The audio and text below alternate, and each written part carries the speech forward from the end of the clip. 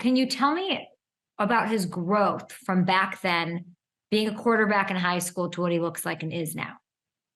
Yeah, well, you look at his growth since he was a kid, right? It's been well documented, what he had to go through off the field. Father ended up going to prison. He had to figure out his life. I remember talking to him when he got his Elite 11 invite, and tears are coming down his face. He was so happy. He told his mom, "I made it." I mean, this was not a huge prospect.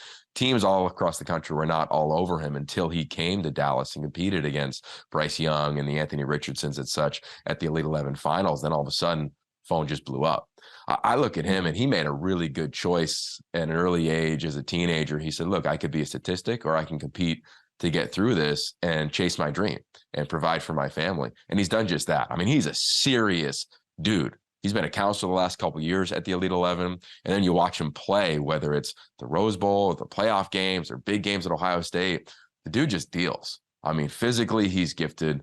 Mentally, I think he's special. He's dramatically driven based on his past, and his support system's off the charts. Like his mom, Kimberly, she's a part of the 5-star book that you referenced earlier. Her advice to other parents, let alone to him, is just phenomenal. Yeah, you see it on the screen of like, I love the last line, like better days will always come. And again, I go back to resiliency. At the core of optimism is resilience.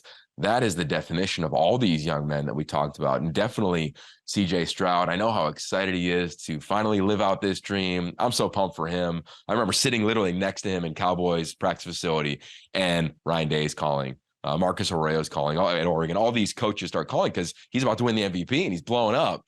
And he just had such a sense of gratitude as he was going through it. And it hasn't changed from that point to Ohio State to becoming this figure that he is. And it won't change when he's a top 10 draft pick.